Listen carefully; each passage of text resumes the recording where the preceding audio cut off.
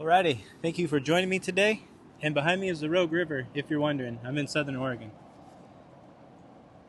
So, if you're new to the channel, my name is Dan, and on this channel I talk about my experience with narcissistic abuse and my awakening and all the understandings that I've been coming to, all the revelations. And also what led to my awakening and greater understanding of narcissistic abuse, and all those things that led to improving my life. So on the channel, I share life advice that's helped me greatly, and my continued learning and understanding of narcissistic abuse, which was my big problem to solve in life. And it took me solving a lot of little problems to eventually get there.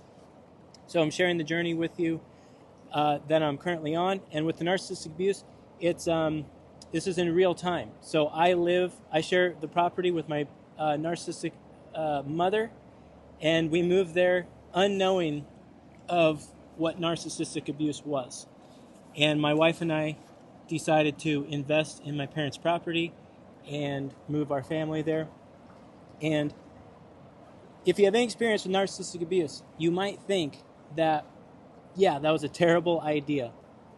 But my wife and I moving our family there and ultimately being, in the viper's nest with this person led to me coming to the revelation of what narcissistic abuse is, because the behavior was so crazy that it's like you can't unsee it. And it led to questioning and ultimately, wanting the truth and gaining awareness. And so it was actually a blessing. And I consider it a blessing to be able to get to the truth and the awareness of this issue and share it with you. So that being said, today I want to talk about the family dynamic between the scapegoat and the golden child. So in my family, now if you're not familiar with the narcissistic family dynamic, the narcissist dictates roles that people play in the family because they really dominate the family. And in my family, the roles were handed out in this order. My dad's the enabler. That's the person that really supports the narcissist. My brother's the golden child. The golden child is like the coveted family member. It can kind of do no wrong. And I'm the scapegoat. And of course, my mom is the nurse. But the scapegoat is like everything gets blamed on you. So that's the role that I was given for 40 years. And believe me, that's a crappy role to be in. But scapegoats rising is when you're an informed, aware scapegoat, you are dangerous. So that is the position I'm currently in. Anyway, we recently had a birthday party for my brother, the golden child, and this was a big birthday for him. It was 40, and it's a big milestone in life. And the current dynamic in our family last year,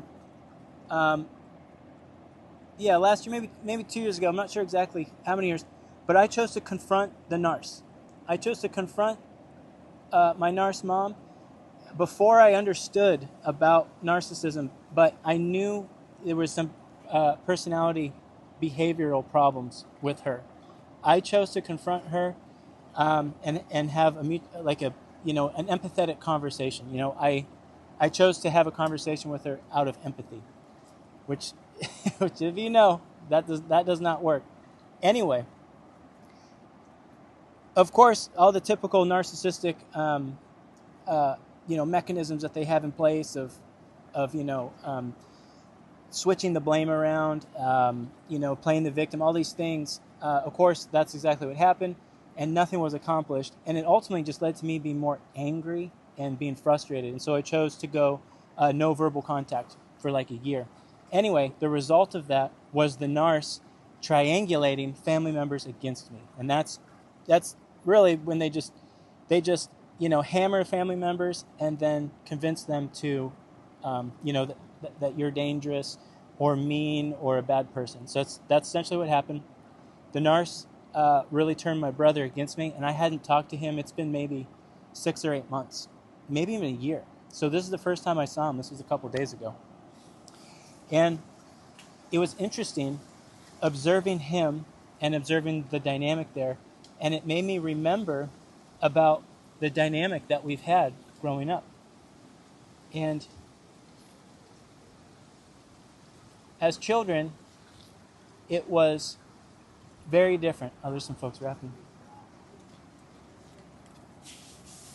This is a big river rafting river. People religiously raft this river. Anyway, the dynamic when we were children was really interesting. So my brother was a golden child, and he was like a really sickly child as a baby. And all the way up until like his teenage years, he was always sick.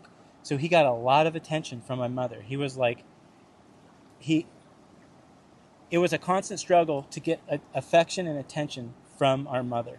So we were at odds. I was really mean to my brother, and what I learned early on was if I'm bad and I'm causing trouble, that's when I would get attention. So that's exactly what I did. That was my mode of it receiving affection and attention from my parents. That lasted for years and years and years. When we became teenagers, it was interesting. The dynamic switched. My brother kind of got out of his sickly phase and kind of began to step into his own. I started smoking weed a lot. And I, in turn, trauma bonded deeper to the narc and became a big source of supply. And this is when I became the main source of supply for her from age, I would say, 18 till recently, within the last 4 years. So I pursued all the things that narcissists love. So I became a musician, and I had a popular band. I was a popular guy. I worked at a natural food store with a lot of people, big community scene. So I was a member of the community, and I kind of continued that for years and years and years. And narcissists love this. They love to live vicariously through other people. And so the narcissist fully glommed onto me, and I became just a major source of supply for her. And the dynamic between my brother and I changed. He kind of got pushed out. And even though he was still in that golden child role and he could really do no wrong, he wasn't the main focus of the narc. And I became the focus because I was more energetic, and I filled, those kind of social roles that these people look for. So I remember it was like Halloween, and my brother had this apartment, and it was downtown, and we live near this. He lived in this party town. I lived near there, and we used to go into town and like drink and party. And anyway, he had this awesome apartment right downtown, and I remember I went up there, and he was having this Halloween party, and he was like shit house drunk, and I was drunk, and the normal. But I remember him kind of like getting on my case and yelling at me about how I've overshadowed him his whole life. You've overshadowed me my whole life. I was like, man, that's weird. Like, I kind of feel the opposite. But what I am reflecting on and realizing is he was speaking about how I have overshadowed him in our adult life because the narc really wasn't getting much supply from him. And so the narc is always searching for supply. And me being the scapegoat and now this kind of prominent person that's very energetic, the focus became there on me. And I think my brother was thinking in his mind, like, I wish I was getting all the attention from mom like it used to be. So he was guilt tripping me with that comment of, you're overshadowing me. And it was true. I mean, the two of us have always really vied. We've competed constantly, for the affection of our parents. And when you're in a narcissistic family dynamic, everything is off. Like the way you perceive love and receive love and affection, it's completely off. It's not normal. So, from the golden child's perspective, it's a weird emotional scene, as just like it is for the scapegoat. It's not quite as hard, but it's still a bizarre scene. And so I'm sure he is struggling with that in turn. What's very interesting is ever since I really laid down the law with the narc. I mean, it was really clear. It was like either there's mutual respect or there's no relationship. That was it. I was like, either you have to be consistently respectful. You can't like pretend to be respectful, then the next day switch and start hammering. That doesn't work. It has to be consistent respect, and then we can have a relationship. Of course, they cannot do that. So, in turn, it's completely fallen apart. But what is very interesting is now the dynamic has switched. Now, the golden child is back in the fold, and he is like loving it, man. And it was really interesting reading his body language and demeanor during this cringy family gathering, and my wife really pointed this out. So my wife is a seer. If you're not familiar with what a seer is, they're kind of the people that are unscathed by narcissists, and they can really see through all the bullshit. She is great at this. And she really pointed out his body language was like, he's like sitting back with both parents on her side, he's just like, yep, probably, yeah, it's probably gonna, yeah, probably cool, yeah, whatever, but like, he was acting from this place of like, he knows the information that I don't know, he's on top now. The parents love him. It's this whole thing. And to me, it's like, there's no competition, man. Like, I just want everyone to get along and have a good time. But in their world, which is, kind of like a shallower, lower level filled with drama, they love taking that stance and showing that and parading that kind of attention and that kind of energy. And it's been interesting observing the Narc and the Golden Child's relationship, them getting tighter and bonding more. And they've taken, a big role in, like, financially supporting the Golden Child.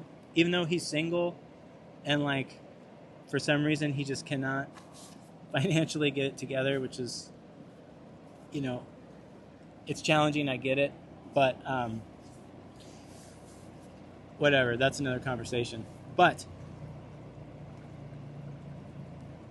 they're always plotting. That's the other thing is the narc is always up to something, and they're always trying to get some kind of angle. And there's this weird angle with, what the children will receive from my parents' estate. And to be honest with you, the parents' estate is like in debt. Their whole program is mortgage, remortgage, HELOC. I'm getting a HELOC, I'm going to HELOC, I'm going to remortgage. And that's my brother's program too. And so what these people don't understand is there's not really much of an estate to inherit. I mean, if we're going to inherit anything, it's going to be debt. And my whole thing with my folks has always been, we need to save all the money, the rent I'm paying, save all that money. So when you need it, you have it. But they just, as soon as they get money, they spend it, man. And so, they're living outside of their means, which is a common mistake that a lot of people do. Anyway, the narc is like reeling in the Golden Child with some like hope and dream of some come up, from, receiving their estate. And they're kind of trying to like 86 me and then bring in the Golden Child, as some kind of like, I don't know, like, big F you to me. I don't know. I'm just trying to like, reason it out to gain understanding. But it's just like pure delusion. But what the narc does, and this is one of their techniques for triangulating people against one another, is they'll throw incentives. Like, the incentive here is let's destroy the relationship between the Golden Child and the Scapegoat. Because we could have a relationship and be buddies and like hang out. Like my brother, I taught him how to play upright bass. He's a great bass player. We could have an awesome act. We had a band for years together. But like, the narc is using this whole potential of a financial come up to triangulate and put a wedge in between our relationship.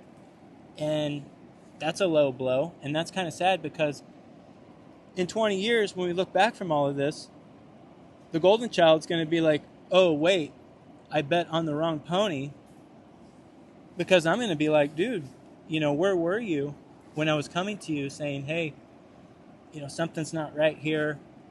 There's abuse occurring. We need to figure this out. Because I came to him to try to reason with him, as a sibling, like, hey, man, something's up here with mom. Something's not right. But he doesn't want to hear it because she's lured him in with this potential financial come up. Which is like, whatever, man. If that's what you guys want to do, they can have that. All I want from my folks is to have a good retirement and have the financial support that they need to just live out the quality of life that they deserve. That's fine. But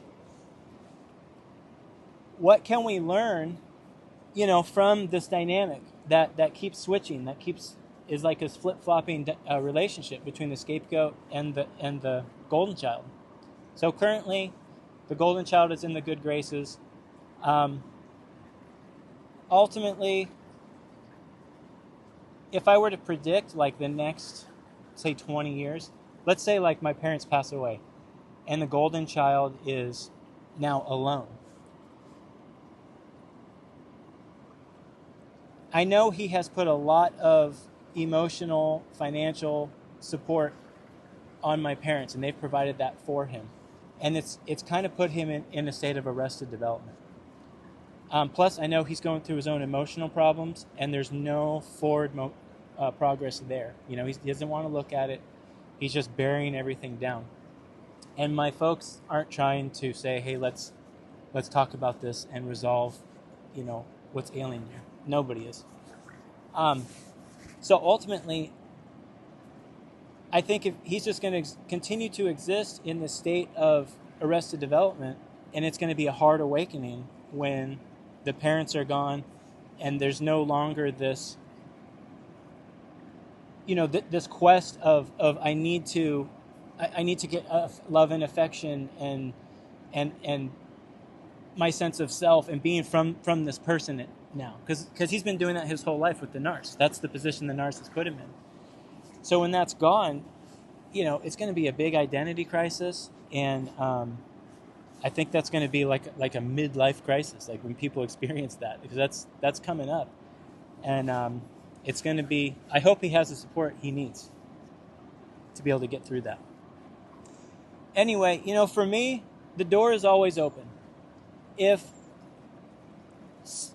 the golden child wants to step up and say, listen, man, I'm sorry, the circumstances, I didn't know, I wasn't aware, I apologize, can we be buddies? Of course, always. The door is always open, because I haven't had the awareness, I didn't know the truth, I certainly treated people shitty, but, if you're willing to own it and come to the table and develop mutual respect, boom. That's all it takes, man. We can come back from all of this. With the NARS, I don't think so.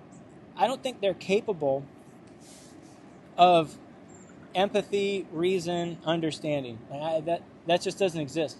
One really interesting thing is we just had this family gathering, and it's the most amount of time I've spent with a NARS in a while. And she's like talking at me about all of her ailments and her problems, and it's just the victim thing and trying to guilt trip me about, how, whatever. I'm trying to tune in to her body language, to what message is playing in her mind. Because you know how you can kind of do that. People will talk, but you can kind of intuitively feel, what they're thinking and saying in their mind. What I was picking up on was, I'm a good person. I'm a good person. Why don't you think I'm a good person? I swear, I picked that up the whole time. It was like, she cannot understand why I would think she is not a good person. Isn't that strange? That was like the psychological, intuitive feeling I was getting from this person. And it was like, you are fucking delusional, man, if you think you are a good person. I mean, if someone called me out and said, you're a piece of shit and you've been destroying my life for 40 years, I'd be like, oh, okay, like, let's take a look at this. I want to know exactly what I've done. And, those are strong allegations to bring to somebody. So, but not with the narcs, you know what I mean? They just can't fathom that, their actions, behaviors have affected so many people and have affected people close to them, unfortunately. But, we're learning how to navigate that, obviously, and it'll be fine. It's interesting, though, to kind of like think of like what's in the mind of this person. What are they? What's, because you can read their body language, and you can kind of like pick up on what's driving them, like what's driving them to do what they do. Because what drives people is interesting to try to like understand and guess and gain clarity on. And I think what drives the narc, a big part of it, is this perception of how great they are, how supportive they are to people, and how they're so kind and they're like this amazing person, and that's in their delusional mind. And so if you challenge that, of course they're going to be like, well, wait, that doesn't make any sense, because I'm a great person and all I do is help people and I do great things. And it's like, no, you're a monster and you've been destroying people's lives for many years, and I'm sure there's a trail of disaster behind you. Anyway, so the dynamic with the scapegoat and the golden child, it's ever evolving. If you're experiencing this, I hope this gave you some clarity, because it's challenging, man. It's challenging in real time. But I appreciate you listening, and as always, thank you for your time, and have a good day.